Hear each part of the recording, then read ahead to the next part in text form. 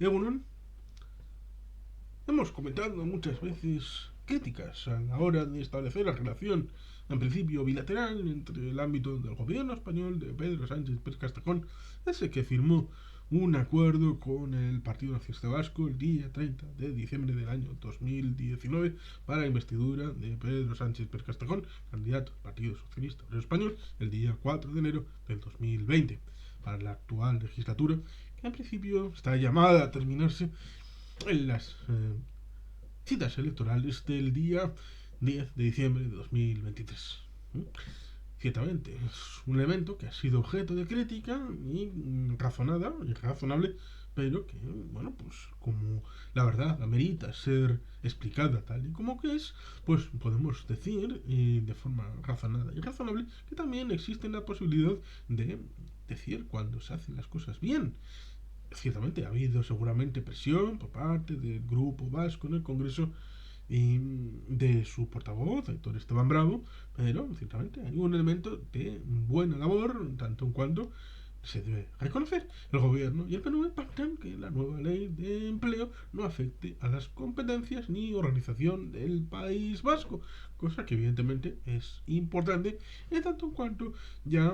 con el anterior gobierno socialista, el de José Luis Rodríguez Zapatero, es cuando se pactaron las políticas activas de empleo, lo cual ciertamente me recuerda el hecho de que en el 2005, lo mismo que en el 1980 en sendas elecciones al Parlamento Vasco, el Partido Socialista de Euskadi reivindicó las políticas activas de empleo y las políticas pasivas de empleo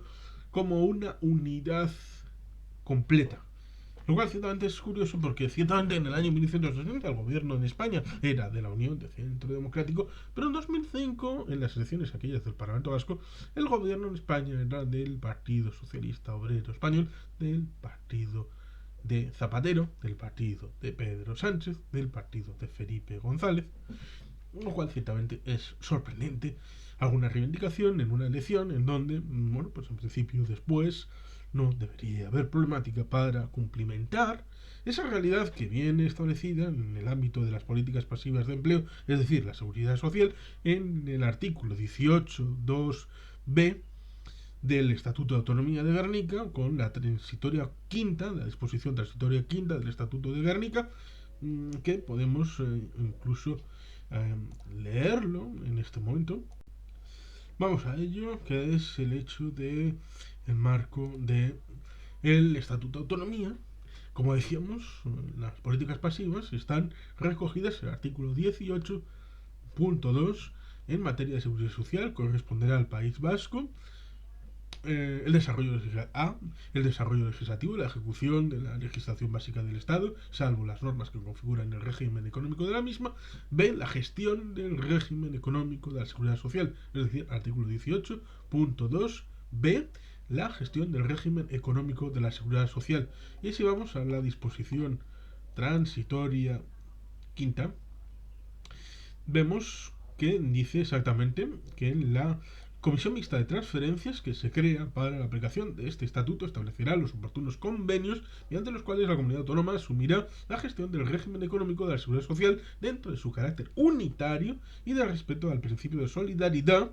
según los procedimientos, plazos y compromisos que para una ordenada gestión se contengan en tales convenios. Y estamos hablando de un documento firmado por un tal Juan Carlos Rey y presidente del gobierno Adolfo Suárez González, Palacio Real de Madrid, a 18 de diciembre de 1979.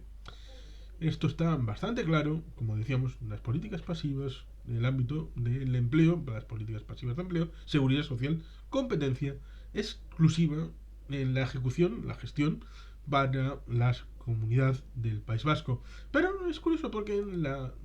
fórmula del amejoramiento del fuero es todavía más clara. El artículo 54, artículo 54.1, en materia de seguridad social corresponde a Navarra a el desarrollo legislativo y la ejecución de la legislación básica del Estado, salvo las normas que configuran el régimen económico de la seguridad social. B, la gestión del régimen económico de la seguridad social. Esto es calcado del ámbito del Estatuto Vasco, el artículo 18.2b.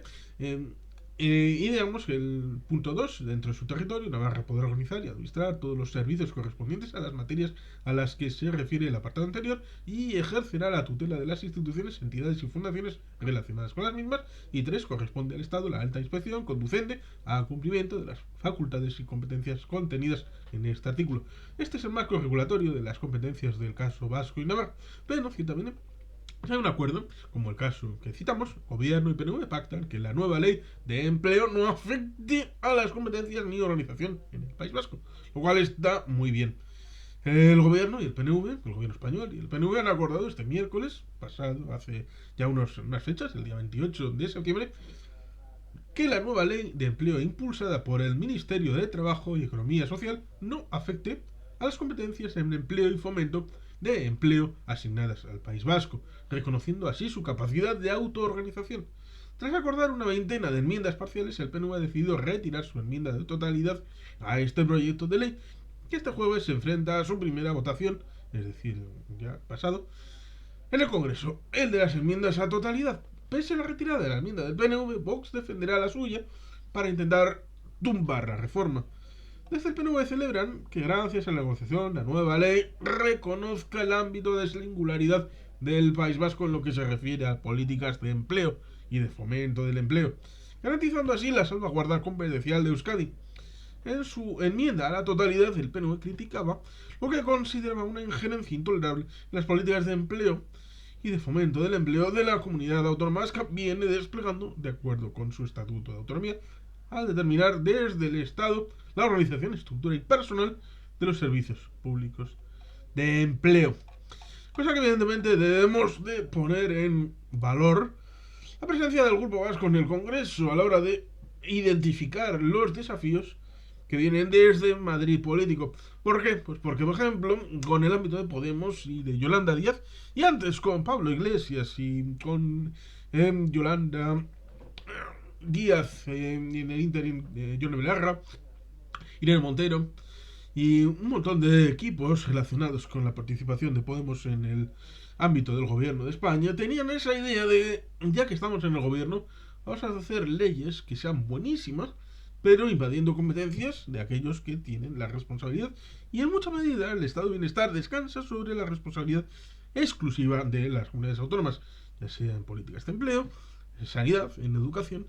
políticas sociales en general, lo cual ciertamente es un elemento que era muy goloso a la hora de establecer esa relación, lo cual ciertamente chocaba en buena medida por dos flancos. Uno de ellos, el ámbito competencial, de que se estaban metiendo en jardines que eran de otros, y por el otro, de que en el mejor de los casos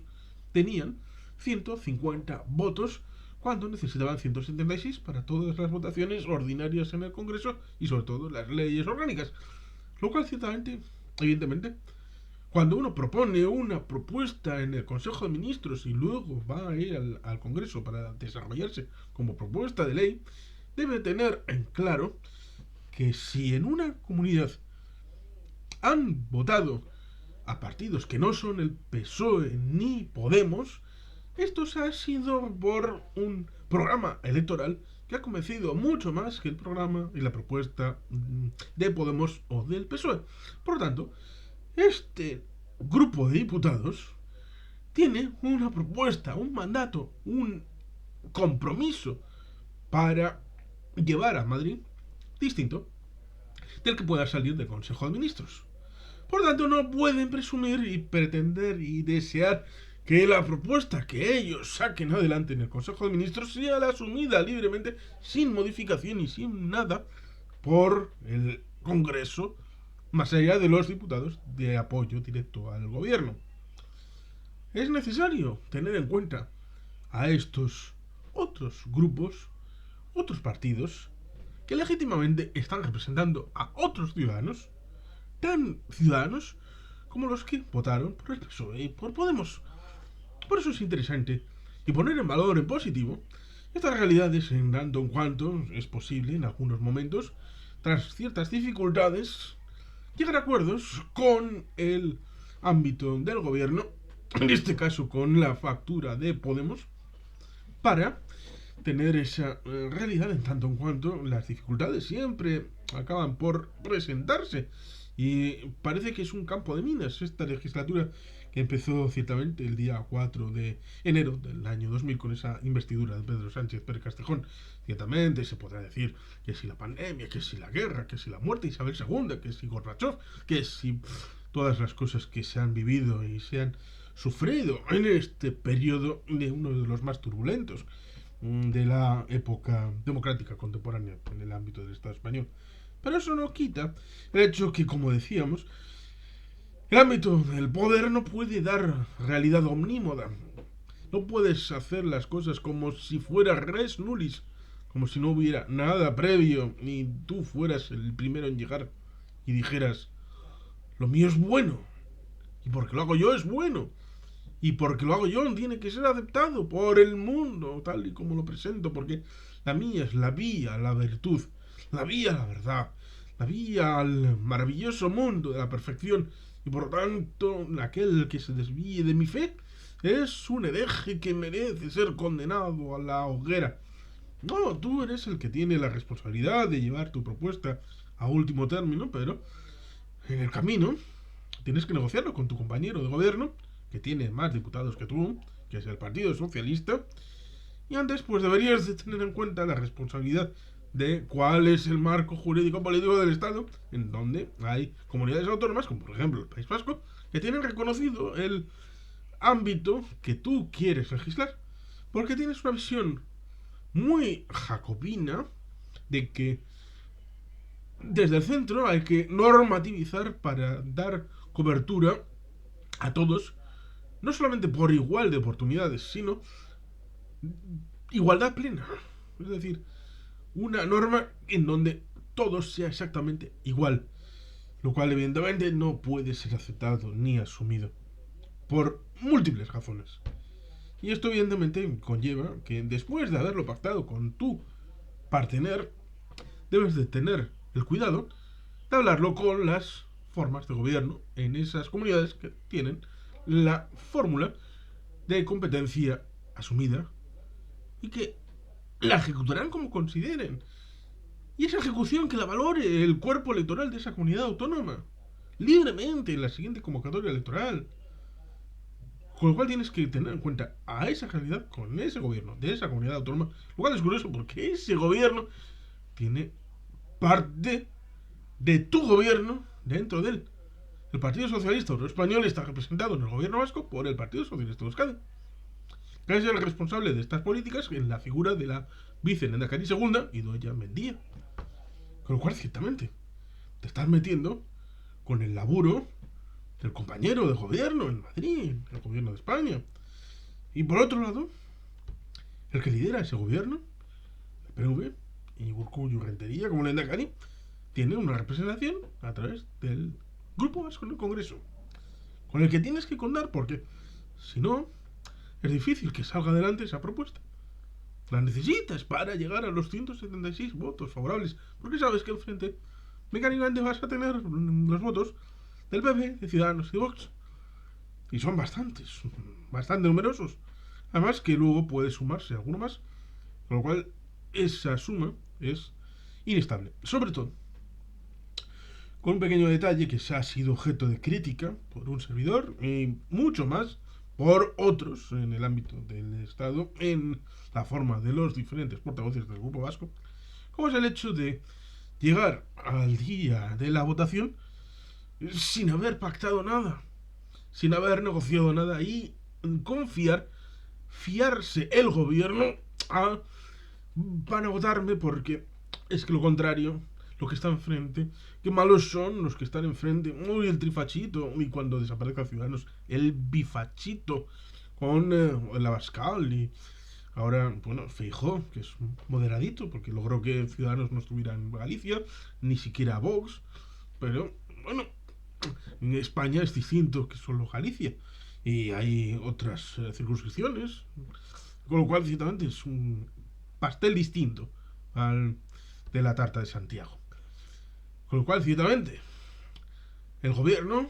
por fin, pues ha empezado a hacer alguna cosa bien y hay que reconocerlo en esta situación que hemos comentado. Pero, como decíamos, históricamente, en esta legislatura, ha sido más veces la anterior la situación en donde no hablan previamente, no negocian previamente, no convocan a los socios previamente y llega la votación con la idea de, bueno, Dios proveerá, lo cual ciertamente es muy poco laico. Y por eso es interesante poner en valor estas iniciativas en donde es posible llegar a un acuerdo a pesar de las dificultades y que probablemente en el apriorismo debería haber estado la virtud de no haber llegado a la necesidad de negociarlo. Pero, ya que estamos, pues está bien que las partes hayan podido llegar a un acuerdo, porque evidentemente la vocación del Grupo Vasco debe ser correspondida por una vocación de llegar a ese acuerdo por parte del gobierno de España, en este pacto, la parte de Podemos en el gobierno de España, pues ciertamente Yolanda Díaz. Pues esperemos y deseamos no solamente este acuerdo, sino también otros que vengan a la hora de cumplimentar la seguridad social para la competencia del País Vasco, culminar el cumplimiento de todas las transferencias pendientes, cosa que ellos ya pasó el calendario por el Consejo de Ministros, ya está aprobado por ellos. ¿Se ha cumplido? No, no se ha cumplido el calendario. Con lo cual, vamos ya un poco tarde, pero hay que coger ritmo antes de fin de año. A ver si por lo menos se viene alguna, tipo ferrocarriles, que yo estoy deseando. A mí me gustan los ferrocarriles, pero quiero poder verlo dentro del marco de responsabilidad. Todas las líneas pendientes, todas completamente, ya sea de Renfe, de cercanías, de FEBE, antigua FEBE, todas las que tienen el ámbito de Adif, incluso la que va para Balmaseda, por supuesto, todas completamente, las 11 que quedan dentro del marco del País Vasco, porque es justo y necesario y está dentro del marco de la ley. Y como hemos leído, el 18.2.b y el dispositivo de la transitoria quinta, con el artículo 54 del mejoramiento del fuero, debe de ser de ejecución inmediata, de negociación inmediata, y seguramente debería de establecerse el marco de negociación de una manera sencilla para cumplir con la ley. Es que es así de sencillo. Por ese principio es por el que ha llegado este acuerdo, y por todos los demás pues es por el que tienen que llegar todos los demás. El principio de la mano tendida pues debe de corresponderse con una asunción por parte del gobierno de cuál es el marco real en el que vive, de limitación en cuanto a escaños en el Congreso y de marco de competencias participadas en algún ámbito por las comunidades autónomas y en otros exclusivo de las comunidades autónomas, cosa que es el país que existe, no en el que a algunos les gustaría, cosa que evidentemente no puede establecerse un marco en el que a veces parece que cierta izquierda jacobina es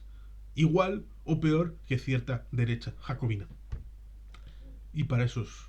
fardos, poco viaje, o era al revés. En fin, refranes otro día. Y sin más, es que ricasco, agur orobat, beti helpien.